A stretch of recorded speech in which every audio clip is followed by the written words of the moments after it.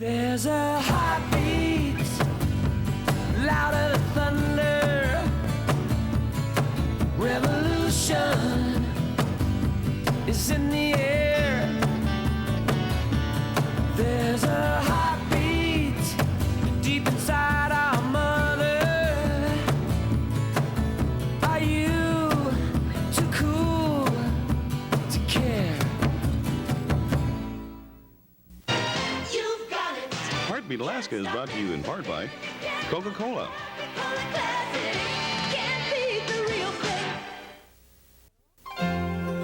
By Cook Inlet Region Incorporated, an Alaska Native corporation promoting economic and social progress for people throughout the state. By the generous support of the Alaska Native Health Board. By the Alaska Commercial Company, Alaska's leading retailer of food, family apparel, and general Alaska merchandise since 1867. And Heartbeat Alaska is brought to you by the Public Information Office of the North Slope Borough.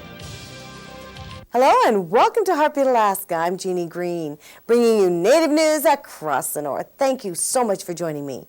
On today's program, we visit the Alaskan villages of Russian Mission and Atmautluak.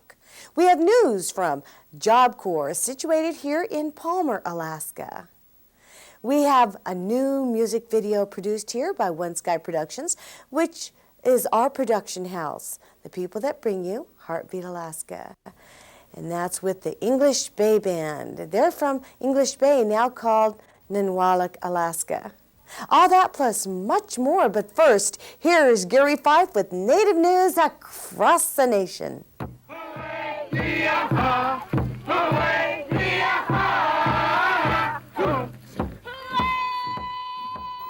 This is Native News Across the Nation. I'm Gary Fife.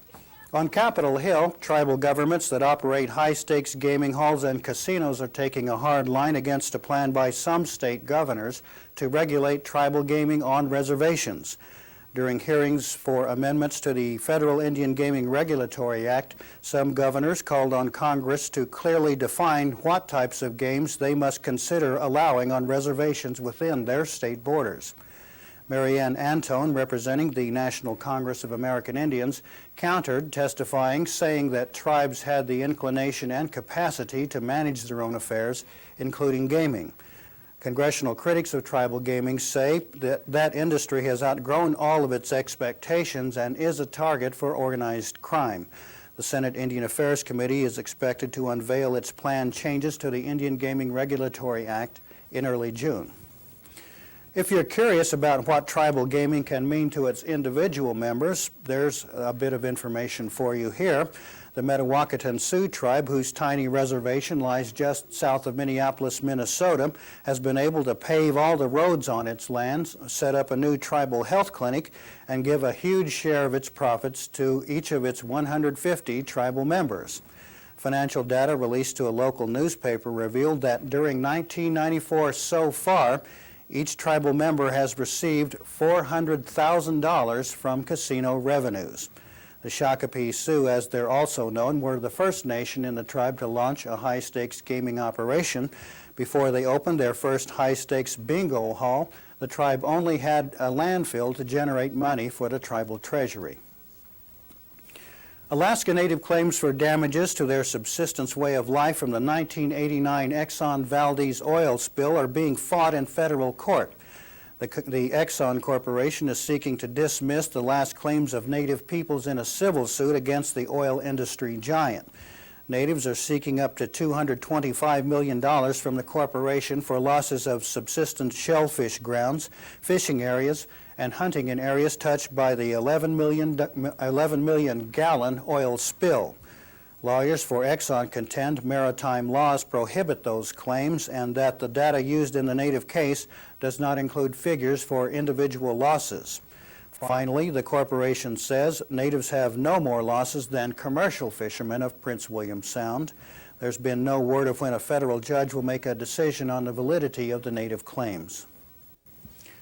A Wisconsin tribe is preparing to host an international environmental gathering next month. The Mole Lake Secaucus Chippewa tribe has issued invitations to indigenous leaders from around the globe to attend the 5th annual Protecting Mother Earth Conference. 1,500 representatives are expected to attend to discuss issues and find ways to halt what they call environmental injustices within or near native lands. The Mole Lake Chippewa themselves are calling for support in their fight against a multinational corporation wanting to mine zinc and copper sulfide near their reservation in northern Wisconsin. And finally, the beleaguered Shoalwater Bay tribe of northwest Washington state has some important relief. For over 7 years, the tribe has suffered a horrendous infant mortality rate, one that overwhelmingly exceeded the national average and threatened the existence of the Shoalwater Bay people as a tribe. Now, after bearing their cause to Capitol Hill, the tribe has opened its own health clinic. The tribe will have a full medical staff and will place a major emphasis on prenatal care. Repeated studies of the reservation point so far to chemical spraying and substance abuse as the suspected causes of the local infant mortality rate. This is Native News Across the Nation. For Heartbeat Alaska, I'm Gary Fife. Thanks, Gary. Gary Fife, of course, has been with Heartbeat Alaska since day one. Native news across the nation indeed. Within 30 days, Heartbeat Alaska will be broadcast across the nation, made available through the good people at KYUK-TV, public television in Fairbanks, and the University of Alaska Fairbanks will be shooting Heartbeat Alaska via satellite out to be made available to over 300 public television stations nationwide. Now, this is a first for any Native-owned, Native-staffed, Native-produced television program in the history of television. We're very proud of that. It's very exciting for us here. And we'll have some more exciting news from John Active from KYUK Public Television in Bethel right after these messages. Revolution is in the air. There's a heartbeat deep inside our mother. We have always felt in harmony with the land. Chakome, tapiwa, ta skumok, ta tapiachu, kenok anesche, matapiwa, makaspumos, akum. Help the Soil Conservation Service help our earth. Call us today. We owe it to our children. Inu piangisa Alaskam koverigat inu nernek nunakirane inu pilwilingarote mangak takun inu nernek sikarnak sivlune sikarnai lipayaklugo savalrotiningarot inung non pilwilingaroanon savakpata ilisarumakpata piraknigugalwarle ilismapsao kuven kokurarlugo una 800-770-0138. Welcome back. Well, interest in Alaska is growing. A few months ago, a gentleman named Jim Daigle came into the Heartbeat Alaska studios here in Anchorage. He said that his mother, Audrey Daigle, lived in Pensacola, Florida, and she taught a first grade class. He wanted some information on Alaska. Well, what better place to come to? I gave him a tape of Heartbeat Alaska, and just today I received a reply from the first grade students of Audrey Daigle. It's kind of fun. They're learning all about Alaska, and I want to share some of their letters with you. Dear Miss Green, I like dances. I like to see that. I want to be an Eskimo. This is from your friend, John Cook. Thank you, John. Another one is from Jocelyn Clarkson. Dear Miss Green, I liked the part when the bears was eating fish. I liked it when the children were jumping. I love you. Well, thank you very much. From the first grade class in Pensacola, Florida. Also, they sent me some sand from the beaches in Pensacola, and it's beautiful and white. I don't know if you can get a very good picture of that. But this is so much fun, and this is one of the most wonderful things about going nationwide is we'll be able to teach youngsters across the nation about who we are and what we're doing, all our wonderful and diverse cultures here in Alaska. Well, speaking of diverse cultures, here's John Active from KYUK-TV in Bethel. Guyana, thank you, Jeannie. Hello, Jamai Akumagwa. Here's the latest news from Southwest Alaska. The Raven Commission began meeting in Bethel Friday for what could be its final and most important meeting. The Raven, or Rural Alaska Village Economics and Needs Commission, was formed after last summer's chum salmon run failed to return to southwest and northern river systems. Myron Naneng, who is head of the Association of Village Council Presidents and is co-chair of the Raven Commission, tells us about some of the objectives of that meeting. Well, one of the objectives of the Raven Commission is to ensure that the fishery stocks are back to their previous health so that our people will not be weaned off, and that was not the purpose of the Raven Commission being established. The other things that the Raven Commission is looking at is economic development programs, for instance, like establishing businesses and employment opportunities in the villages. And I think there's some movement in that from the various departments. The Raven Commission is going to be submitting recommendations to the governor, and one of the things that has been suggested as of this morning is that the one department take the lead in evaluating the progress of the recommendations and see if they've been followed through and report back to the people on the recommendations that are being followed through by the governor's office. This meeting is slated to be the last for the Commission, and it will expire at the end of the year. The meetings take place all day Friday and Saturday at the Kuskokwim campus. 34 village police officers graduated from the Village Police Officer Academy in St. Mary's last month. The graduates are from 22 villages up and down the Yukon and Kuskokwim rivers. It's very important. That strengthens your spirit. The VPOs completed 60 hours of training in basic law enforcement, criminal codes, search and seizure procedure, domestic violence investigations, search and rescue, court procedures, and certification in Medic 1 first aid and CPR. One of the Academy's goals is to train village officers to assist village public safety officers. They are also a resource for troopers in the villages when they need help with investigations. Many VPOs go on to become village public safety officers. Over half of the village public safety officers in the Yukon and Kuskokwim deltas have graduated from the Village Police Academy in St. Mary's. 4 additional rookie village public safety officers also completed training. Congratulations to the graduates. Julia Wasley of Napaskiak was first runner-up of the Miss Indian World Competition held in Albuquerque, New Mexico last month. Last weekend, the students and community of Napaskiak held a reception for Julia at the Zach J. Williams Memorial School. Julia also won the Best Traditional Dancer Award when she danced to a recording of herself drumming and singing. The Alaska Humanities Forum is holding its quarterly meeting in Bethel this weekend. Board members say it will be a tough meeting because the forum has about $318,000 in requests to consider, but only $70,000 to distribute. Board member Art Peterson of Juneau says it's getting harder every year to support cultural programs because there's less and less federal funding. The Humanities Forum will be taking public testimony at Pacifica. The forum has funded several projects in this region that promote Native history and culture.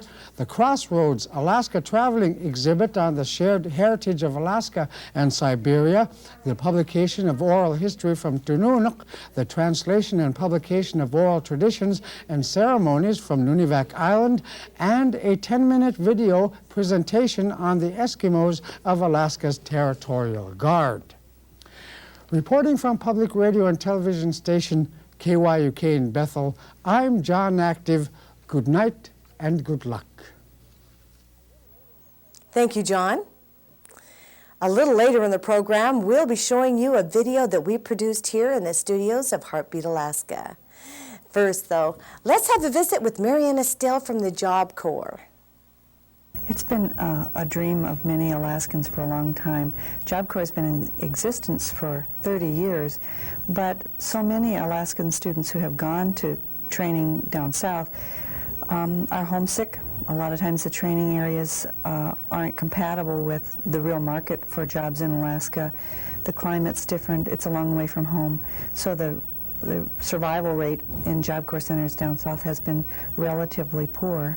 The curriculum plan for this Job Corps center was designed with Alaskan youth in mind and the Alaskan economy.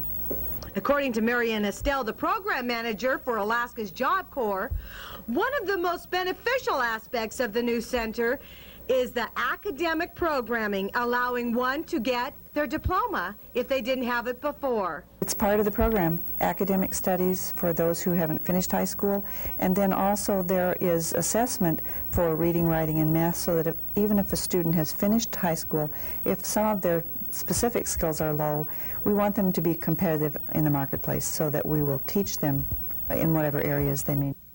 According to Estelle, many young people who are single parents cannot afford child care while training anywhere.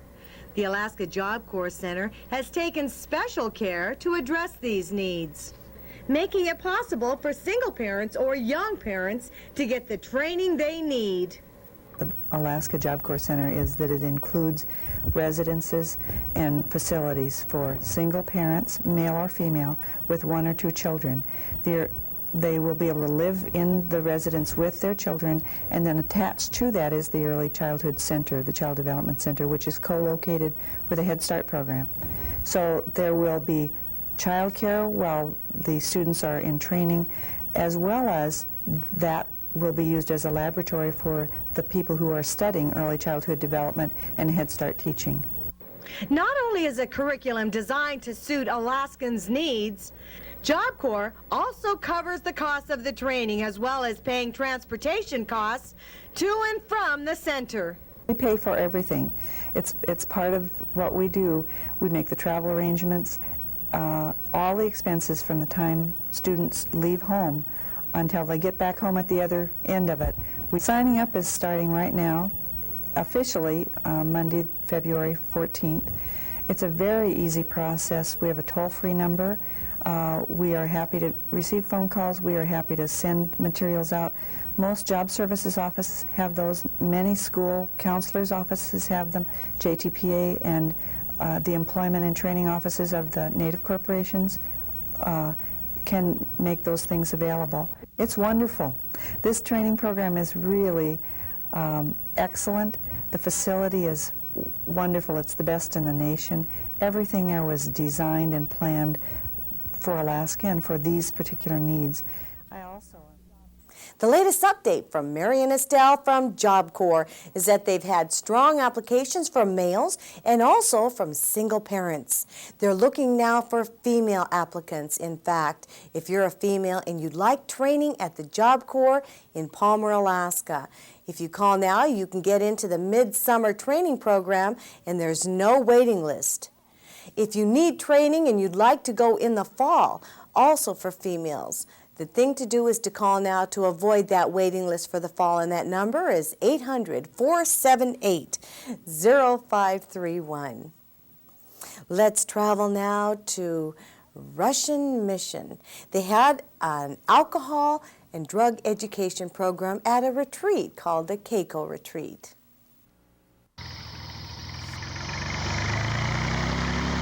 Robert, Poopy, Mary Jane, Jackie. They came from 2 villages, Russian Mission and Marshall, Alaska, to attend a retreat at Caico Mine, owned by Dave and Vera Pence near Russian Mission, Alaska. The students gathered to seek solutions to problems that plagued their village life. Speakers were invited. The message was loud and clear. If you want to succeed in life, you've got to work for it. Things aren't going to be handed to you. Up until now, your mom and dad fed you,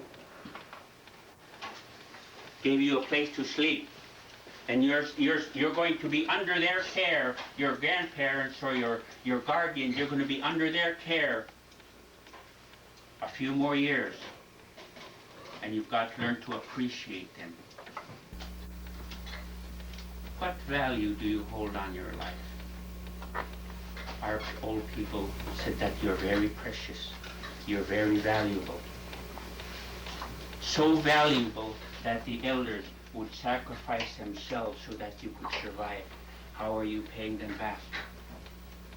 Get with the program. Learn to value what's important. Your life is very important. Your relationships are very important. Develop these things. And you know what? Being a teenager is tough. Tim Sergie's message is one of hope. You can make it. It's not easy. He grew up a spoiled child. Today he's an active adult, a school board member of the Lower Yukon School District. His message, he survived, and so will you. You are our native youth, tough, resilient, and precious. You want that? I really want that. I want you to be able to bounce back. You hit a wall, you bounce back, and you get back up again. You go out there and you trip and fall, you stand up and you get up and walk again. Your boyfriend, your girlfriend breaks up with you, you cry and you do a few things, but you get up and life goes on. Thank you so much, Guy Ali, who is the school counselor at Russian Mission and Marshall, Alaska, for that video, and everyone else that happened to work on that video. Speaking of videos, we'll be back with the video that we produced here in One Sky Productions right after these messages. It's the English Bay Band. Don't go away.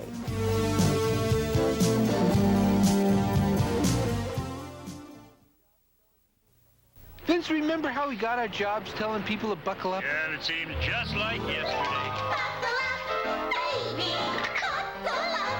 Next. To buckle or not to buckle? Next. The band. Next. We are never going to find a safety belt spokesperson. Let's get buckled! Yeah, we've helped save thousands of lives. But some people still don't buckle up. So let's hit it! You could learn a lot from a dummy. Buckle your safety belt.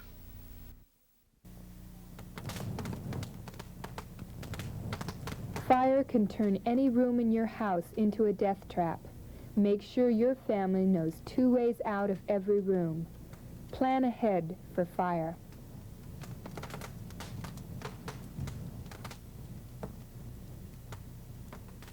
This message was brought to you by the Yukon-Kuskokwim Health Corporation as part of the National Community Volunteer Fire Safety Project. Many people throughout the state of Alaska are familiar with the English Bay Band. In fact, they're one of my favorite bands. If you don't know them, well, here they are.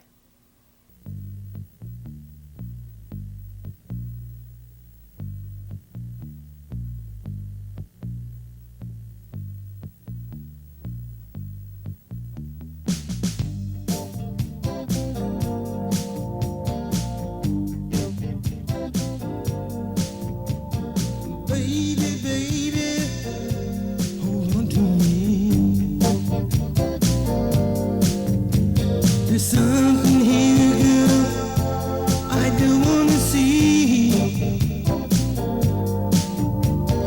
Hold me close, my heart's one desire. 'Cause this flight by night is something I don't wanna see. Into the night, when the moon is bright, I say here in my heart, I think we're dying.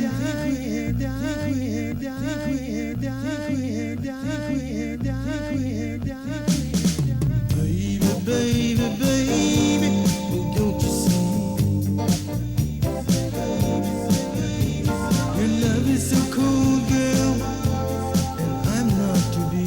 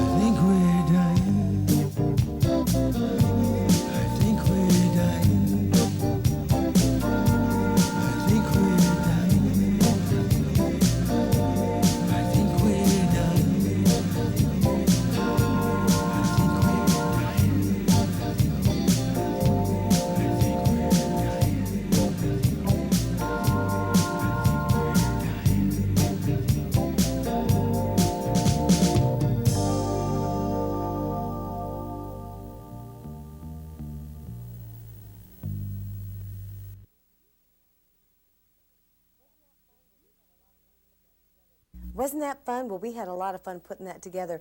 In fact, if you have a native band, call me. Maybe we could do a video for you. In fact, if you have a story, if you have an event in your village, give me a call, area code 907-272-8111. Hello to our viewers in Window Rock, Arizona, and across Canada. Thank you so much for joining us. And to our good friends in the Russian Far East, and most especially to our viewers here in Alaska. Thank you once again for joining me. We'll see you again next week for another Heartbeat Alaska.